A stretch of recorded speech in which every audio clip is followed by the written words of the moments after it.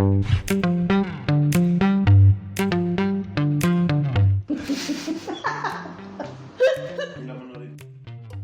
daholo, sarotratry ny taona daholo isika rehetra. Madame Pina, agent de services généraux ato amin'ny euphonie.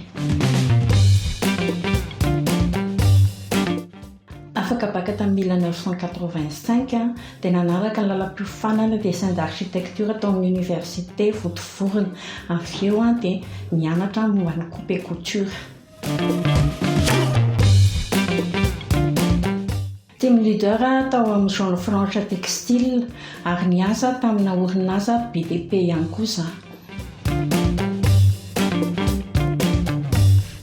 Amin'ny agent de services généraux dia maro ny andraikitra raisiny, mikarakara momba ny fitaovana rehetra ho an'ny orinasa, mandray andraikitra momba ny mpanadio, mandray andraikitra momba ny sécurité, eo ihany koa ny fandraisana courrier isan-karazany ary ny fanomezana fahafaham-po ho an'ireo olona karakara taratasy ny knapsa sy ny hostie.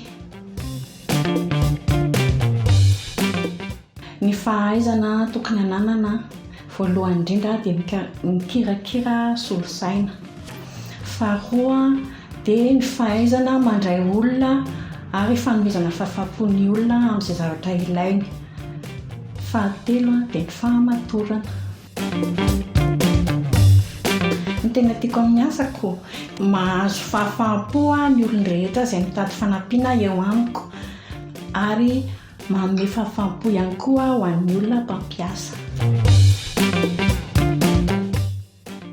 Ny maraina dia manokatra ny solosaina, mijery ny mail ary mijery ny asa tokony mbola ho ataoko. Manara-maso ny sy manao hevitra an'ireo ankizy amin'ny fanadiovana sy ny sécurité, mikirakira ny courrier isan-karazany ary manome fanazavana ho an'ireo mpiasa izay mila fanampiana amin'ny taratasy knapsa sy ny hostie.